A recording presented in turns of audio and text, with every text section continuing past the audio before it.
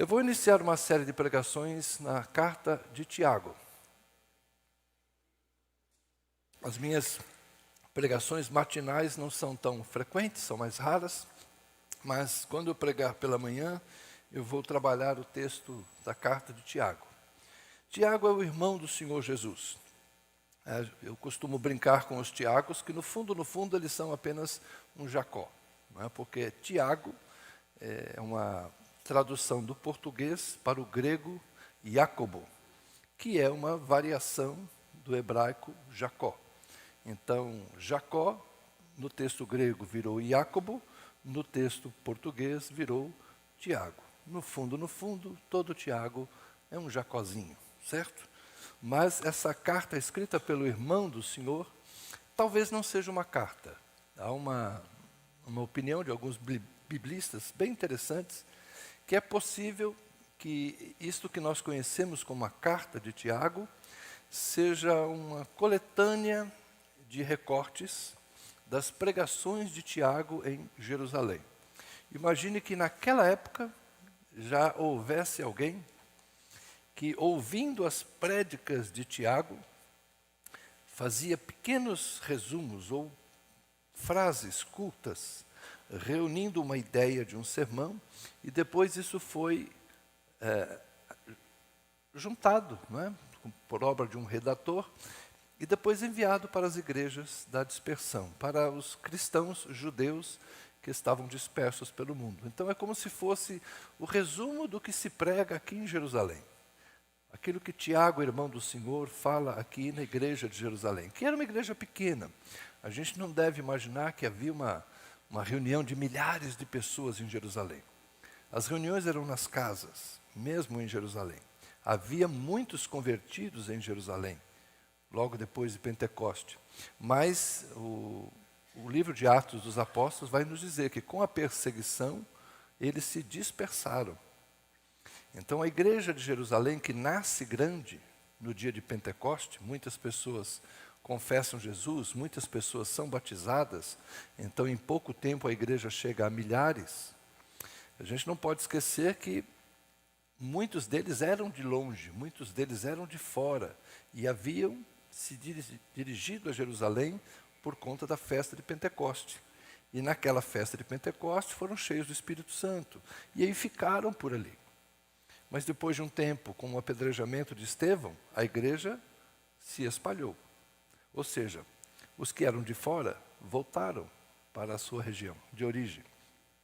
Então é muito provável que as cartas, aquilo que nós conhecemos como a carta de Tiago, fosse pregado não a grandes congregações, não a milhares de pessoas, mas fosse falado para ajuntamentos menores. Tá? E é interessante que as pregações ou as falas de Tiago, no texto, elas são entrecortadas. Então, hoje nós vamos começar pelo início da carta e observar o primeiro tema que ele trata, que são as provações.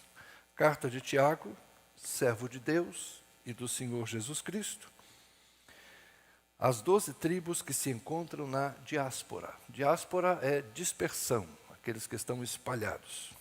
Saudações. Percebam como não é muito bem uma saudação do estilo paulino. Paulo se apresenta, não é, nas suas cartas, faz uma saudação pessoal. Aqui é como se fosse uma introdução. E depois, se você tiver a curiosidade, se você for ao final do texto, você verá que não tem um encerramento. Então é muito possível que de fato não seja uma carta, mas seja apenas um conjunto das prédicas reunidas.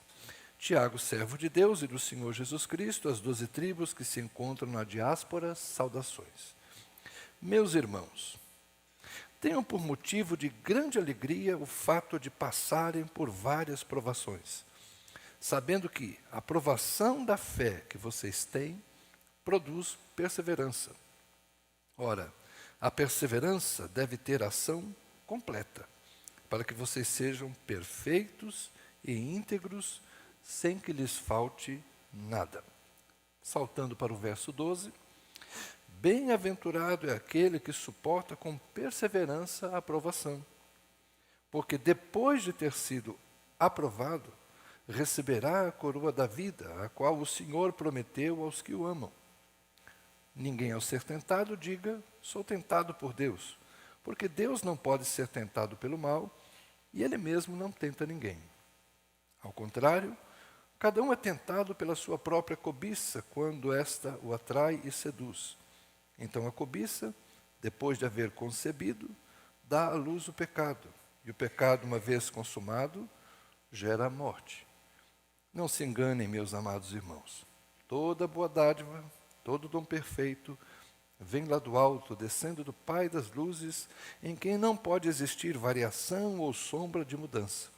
Pois, segundo o seu querer, Ele nos gerou pela palavra da verdade, para que fôssemos como primícias das suas criaturas. Amém.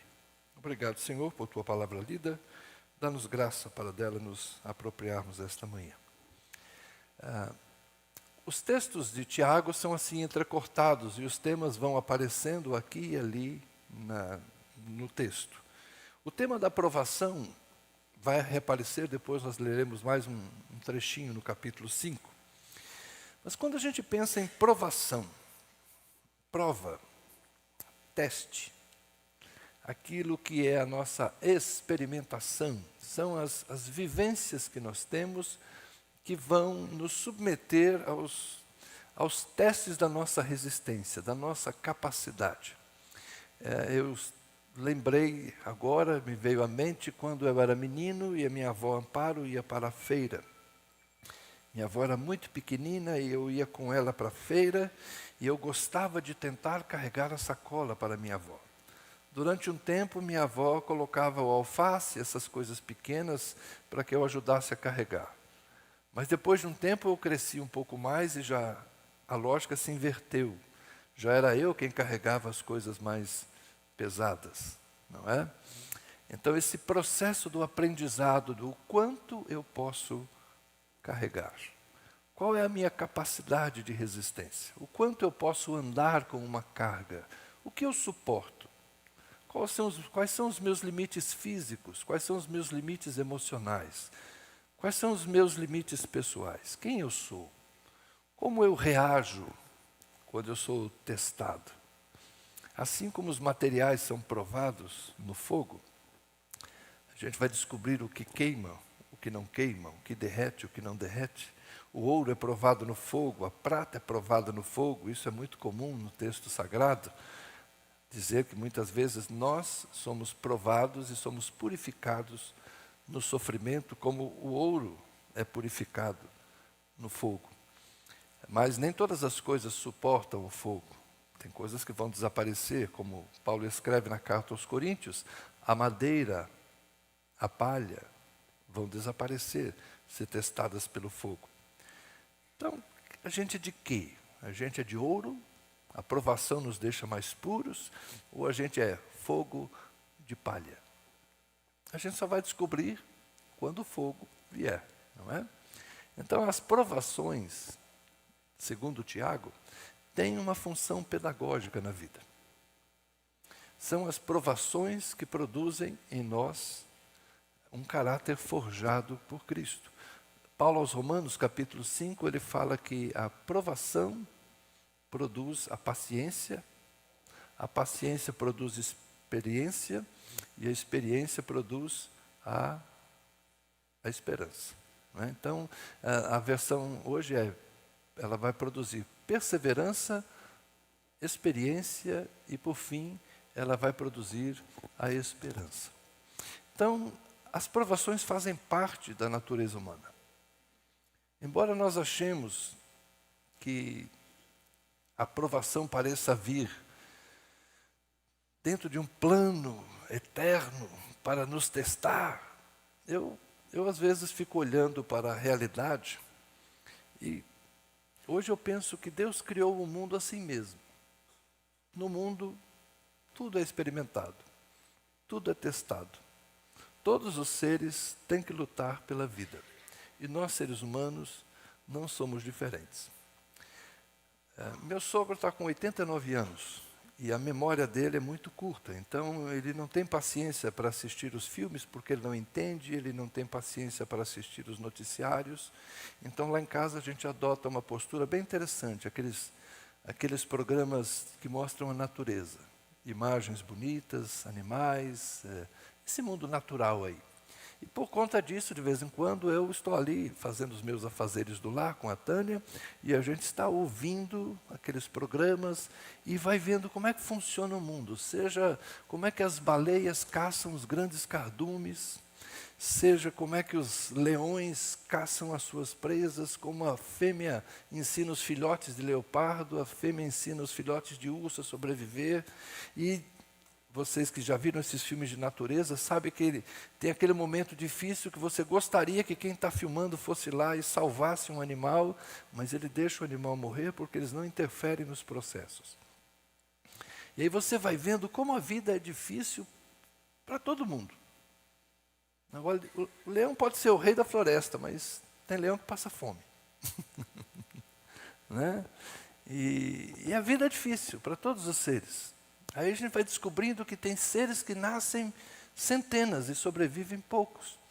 Quando alguém faz lá aquele programa das tartaruguinhas, né? Saem aquelas milhares de tartaruguinhas dos ovos e correm para o mar, e alguém fala assim, então, dessas milhares de tartarugas, apenas algumas dezenas vão voltar daqui a alguns anos para se reproduzir aqui. E quando mostra os pinguins, você fala, então, aí o pinguim vai, muito não volta. Aquelas histórias, né, que você fala, meu Deus, mas o mundo é tão cruel, a vida é tão difícil, é difícil ser pinguim lá na Antártida, é difícil ser urso polar lá no Polo Norte, é difícil ser zebra na África, eu acho que é pior que ser leão, né, mas está tudo certo. Vocês entendem? Nenhuma criatura tem vida fácil. A vida do tatu, gente, é um buraco. A vida da minhoca, gente, um ser tão mole cavando terra dura. Né? A vida não é fácil. Sobreviver é uma arte. Sobreviver é uma arte. E é interessante que dos muitos seres que nascem, a maioria morre cedo. A maioria morre cedo. Expectativa de vida não é muito grande nos outros seres. E a gente, às vezes, pensa que estas coisas não vão nos afetar. O mundo já foi muito pior para nós, não é? Das crianças que nasciam, eu já falei há pouco tempo, das crianças que nasciam há 100 anos atrás, muitas morriam, muitas mesmo. A mortalidade infantil era altíssima.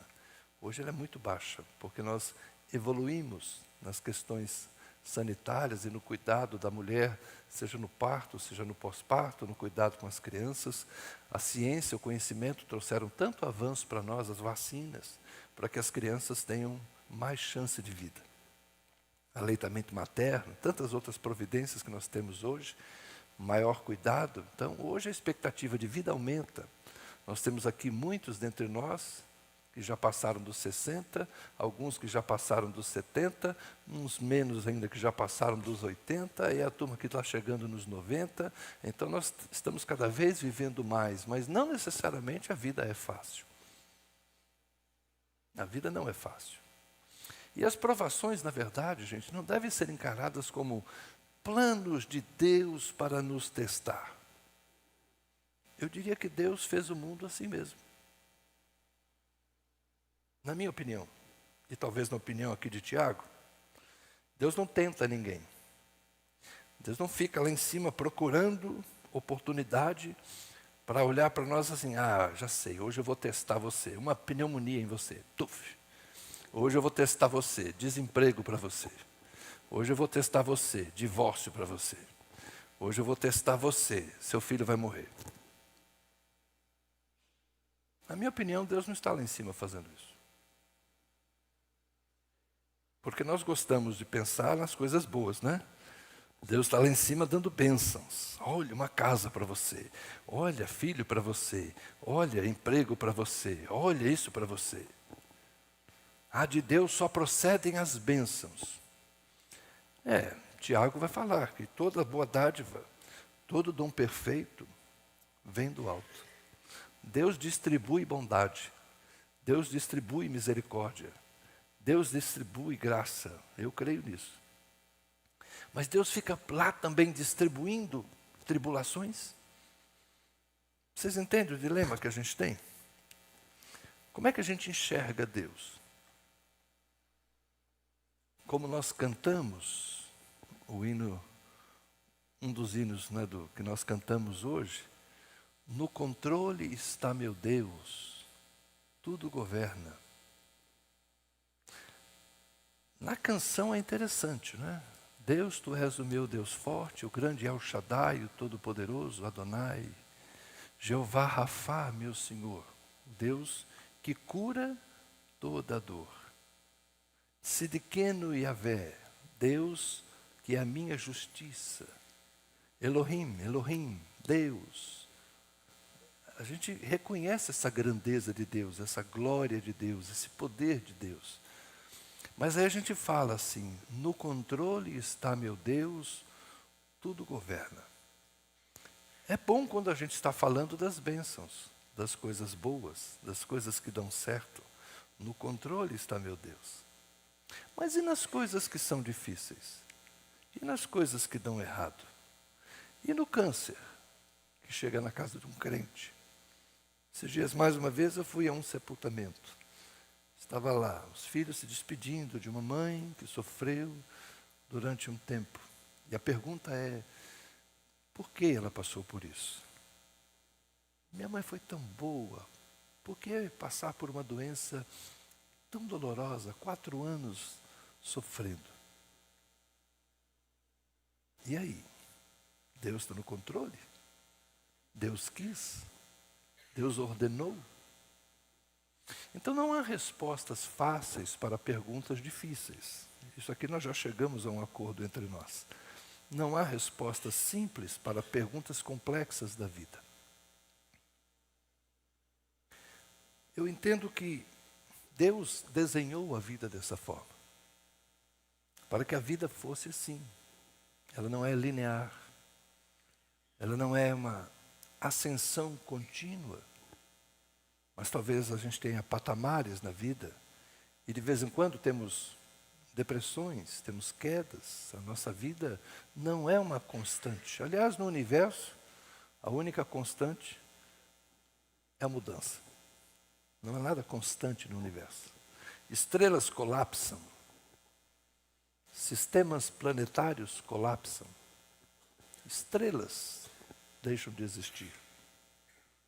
E às vezes, a gente que tem uma existência tão breve, pensa que somos maiores que esse universo. A gente precisa se enxergar como o que realmente somos, humanidade. Deus nos projetou para sermos humanos. E ser humano nos coloca numa condição de privilégio nesse mundo. Na nossa ótica, nós somos os mais evoluídos nesse planeta. Na nossa ótica, nós somos os mais capazes de compreender a nossa existência. Nós conseguimos ter consciência de nós mesmos, de quem nós somos e do que podemos fazer. Deus nos dotou de uma capacidade intelectual, de uma capacidade emocional, de uma capacidade racional e de uma capacidade espiritual de sermos, de fato, autoconscientes.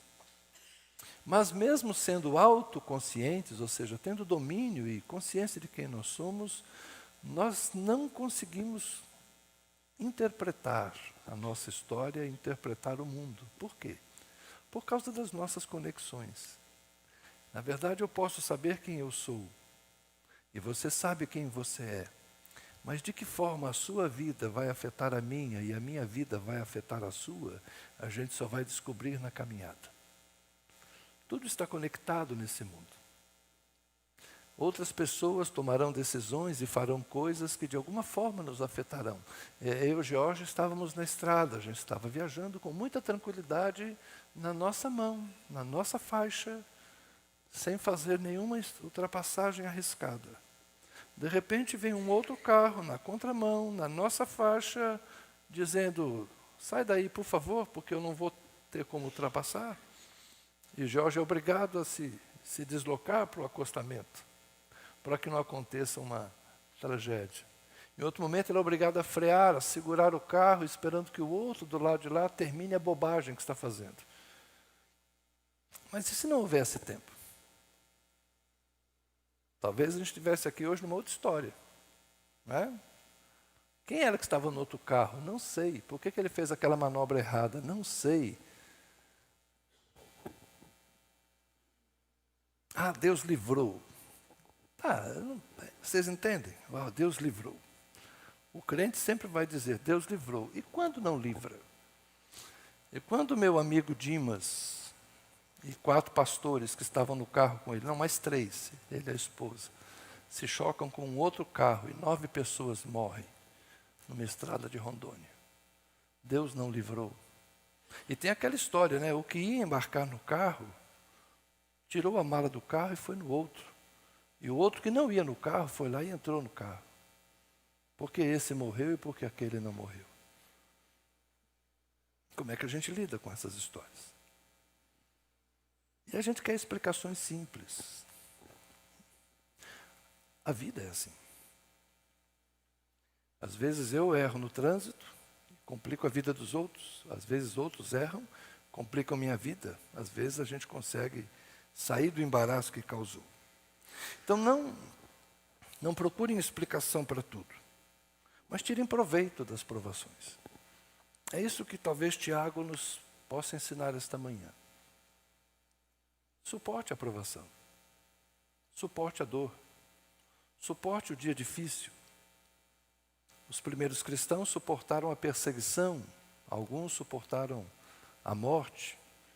Cantamos o hino baseado na experiência de Pedro. Se o mar me submergir, a tua mão me traz à tona para respirar. É Pedro que estava andando sobre as águas, mas teve medo, afundou e Jesus estende a mão e o coloca de pé e fala, eita, homem de pouca fé.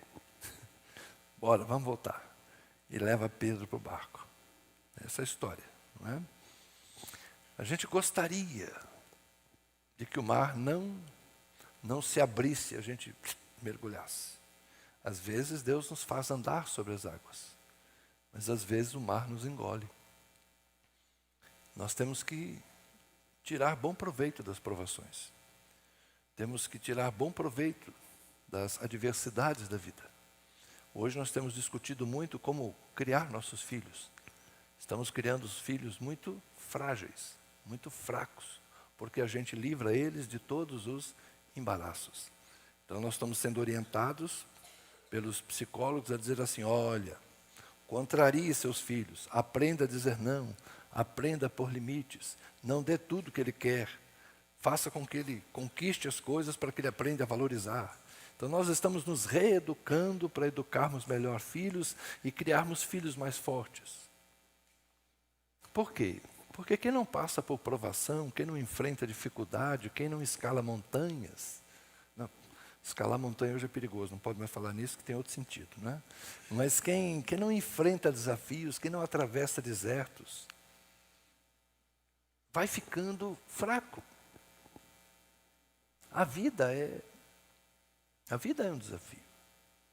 E nós devemos entender que a provação, os testes, vão produzir em nós fé, vão produzir em nós experiências. São as provações que vão modelar o nosso caráter. São as provações que vão nos tornar mais perfeitos. A perseverança que decorre das tribulações e das provações pode ter uma ação completa para que vocês sejam perfeitos e íntegros sem que lhes falte nada. Eu posso sair melhor das tribulações. Eu posso sair mais forte das tribulações. Eu posso ter meu caráter aperfeiçoado nas tribulações. As tribulações têm uma função didática. E Deus não nos livra de tudo, porque Deus nos quer aperfeiçoar. Então, ao invés de ficarmos discutindo por que isso me aconteceu, nós devemos aprender com os acontecimentos da vida. E nos aperfeiçoarmos. Quando a gente tem um relacionamento perdido, a gente começa a cuidar melhor dos outros relacionamentos. Quando a gente perde um bom emprego, a gente aprende a ser mais dedicado na próxima oportunidade que nos abrir. Quando eu tinha 14 anos, eu era office boy em São Paulo. A gente aprontou, nós éramos uma pequena gangue dentro da empresa. Foi a única vez que eu perdi um emprego por aprontação. Com 14 para 15 anos. Nós éramos 8, a gente aprontava algumas coisas, e aí 2 foram mandados embora, entre eles eu. Aí eu aprendi, nunca mais brincar com coisa séria que é trabalho. Ainda bem que eu aprendi cedo. Aprendi aos 14 para 15 anos. Porque depois a minha vida profissional se tornou outra. Depois de uma experiência de infantilidade. É interessante como a gente pode aprender com uma adversidade. Não vou contar o que foi, não. Só para os íntimos. Mas a minha vida profissional mudou a partir dessa experiência que eu tive na adolescência. Eu me tornei um homem que aprende a trabalhar com o que é dos outros. E ao longo da minha vida, durante muito tempo, eu fui administrar o que é dos outros. As perdas que a gente tem na vida faz com que a gente valorize o que resta, o que sobra. As doenças do nosso corpo nos ensinam a cuidar melhor do corpo. Enfim, a gente precisa dos sintomas para entender que alguma coisa está errada, não é? Então a gente precisa passar pelas provações. Agora, não diga que é Deus que está te testando. Não diga que é Deus, porque Deus a ninguém tenta. Deus não nos impõe ou não nos expõe aos riscos de pecar. Ao contrário, Deus nos ajuda. Salmo 40. Os meus pés quase resvalaram, mas o Senhor me trouxe para o trilho certo e me livrou de um tremedal de lama. Nós, quando somos tentados pelas nossas próprias cobiças, e somos tentados, e é que talvez aqui o Tiago esteja pensando lá na ideia do Éden. Viu a mulher que o fruto era agradável aos olhos, desejoso de se comer. Então, que os nossos pecados não decorrem de Deus ficar nos expondo. Porque essa é uma pergunta que a gente tem, não é? Espera aí. Usando a narrativa da queda como literal, certo? Por que Deus colocou a árvore no jardim, se não era para o homem comer? Era só Deus ter colocado a árvore em outro lugar. Porque o Gênesis tem essa ideia, não é? Deus faz um jardim, coloca lá no meio uma árvore e diz assim, ó, não coma. Come de tudo, menos isso. Se nós fôssemos Deus, nós já tínhamos resolvido o problema. Porque nós somos melhores que Deus, somos mais inteligentes que Deus, né? Nós não teríamos colocado a árvore ali, pronto. Aí não tem regra, está tudo bem, resolvido o problema. Não tem pecado, não tem queda. Puxa vida, essa confusão, Jesus nem precisava morrer. Está vendo? A gente tinha feito um mundo muito melhor do que Deus. Não é verdade? Deus não é esperto igual a gente. Deus não é brasileiro. Mas a história não é assim.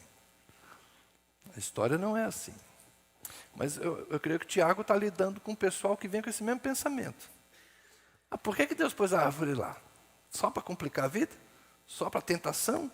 É Deus quem fica tentando a gente? É Deus quem fica fazendo regras só para a gente pecar? O Tiago está dizendo, não. De Deus só vem coisa boa. E Deus não tem sombra nem variação. Deus é sempre justo, Deus é sempre bom, Deus é sempre sábio, Deus é constante. Agora, não tem uma resposta tão simples para isso, né? Em Deus não tem mudança, mas Ele está trabalhando em nós para que a gente seja aperfeiçoado. Então, esses testes que a vida nos oferece, esses limites que a vida nos impõe, são para o nosso crescimento, são para o nosso aperfeiçoamento. Então, suporte as provações. Enfrente os dias difíceis. Lide com a sua dor. Conviva com as suas perdas. Busque ajuda. Se fortaleça na solidariedade, nos relacionamentos, na fé. Alimente a sua esperança, porque a condição de hoje não é definitiva. Deus tem algo melhor para nós. No capítulo 5, verso 7, o mesmo Tiago escreve, ou fala: portanto, irmãos, sejam pacientes até a vinda do Senhor. Eis que o lavrador aguarda com paciência o precioso fruto da terra, até receber as primeiras e as últimas chuvas. A vida é um plantio, a vida é um semear. A gente tem que trabalhar e esperar que as consequências ou que o fruto do nosso trabalho naturalmente venha. Sejam também vocês pacientes e fortaleçam o seu coração, pois a vinda do Senhor está próxima. Irmãos, não se queixem uns dos outros, para que vocês não sejam julgados. Eis que o juiz está às portas. Tomem como exemplo de sofrimento e de paciência os profetas que falaram em nome do Senhor. Eis que consideramos felizes os que foram perseverantes. Consideramos felizes os que foram perseverantes. Vocês ouviram a respeito da paciência de Jó e sabem como o Senhor fez com que tudo acabasse bem. Porque o Senhor é cheio de misericórdia e de compaixão. Tiago voltou ao assunto das tribulações, das provações, e recomendou o quê? Paciência. Paciência e perseverança. Assim como Jó, no final da história, a coisa vai terminar bem. Porque Deus é justo e porque Deus abençoa os seus filhos. Então, se ao longo da história nós não tivermos explicações muito fáceis para a vida difícil, descansemos no Senhor. O final da história será bom. Deus sempre recompensará o justo.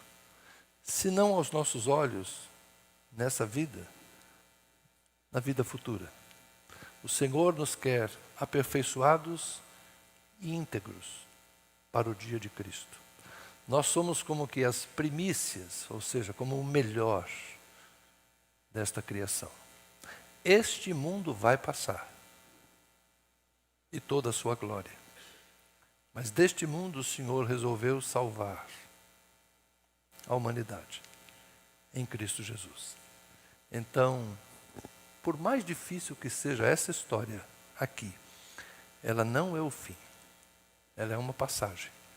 E a nossa história segue em Cristo, com Cristo, por Cristo, na sua glória. Como escreveu o apóstolo Paulo, e também Pedro, de certa forma, nós hoje somos solidários a Cristo nos seus sofrimentos, para que um dia participemos com Ele da sua glória eterna. Então sofra, aprendendo, crescendo, se superando, tornando-se melhor. Porque no dia de Cristo, todos nós estaremos com Ele e seremos consolados, confortados, recompensados e abençoados com muito mais do que aquilo que merecemos. Muito mais do que aquilo que pedimos ou pensamos, Deus tem preparado para nós. Vamos orar? Senhor, nós te agradecemos e te louvamos pela esperança que não morre em nosso coração.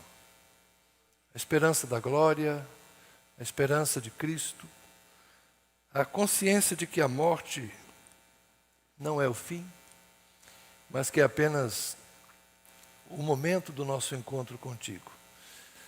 Nós também temos, Senhor, convicção de que as dificuldades que enfrentamos nesta vida não são em si mesmas aquilo que nos incapacita de reconhecer, de louvar e de nos alegrarmos do Senhor. As nossas provações, nós as enfrentamos com esperança, nós as enfrentamos com paciência, nós as suportamos, ó Deus, crendo que o Senhor está conosco. Te agradecemos, Senhor, até mesmo pelas tribulações. Oramos como os apóstolos que aprenderam a agradecer nas tribulações, sabendo que as tribulações produzem paciência, experiência e esperança. Nós queremos, ó Deus, abandonar o espírito de murmuração e nos colocarmos na Tua presença com gratidão e louvor por todas as coisas. Reconhecemos, Senhor, que toda boa dádiva vem do Senhor, toda virtude, toda sabedoria, todo conhecimento vem do Senhor. E as nossas fraquezas, as nossas limitações, Senhor, o Senhor as tolera em nós e amorosamente nos ajuda a vencê-las. Que nós possamos, por meio da perseverança, nos tornarmos melhores na Tua presença. E que com gratidão e louvor, Senhor, reconheçamos que a vida é um dom precioso e zelemos bem por cada dia debaixo do sol.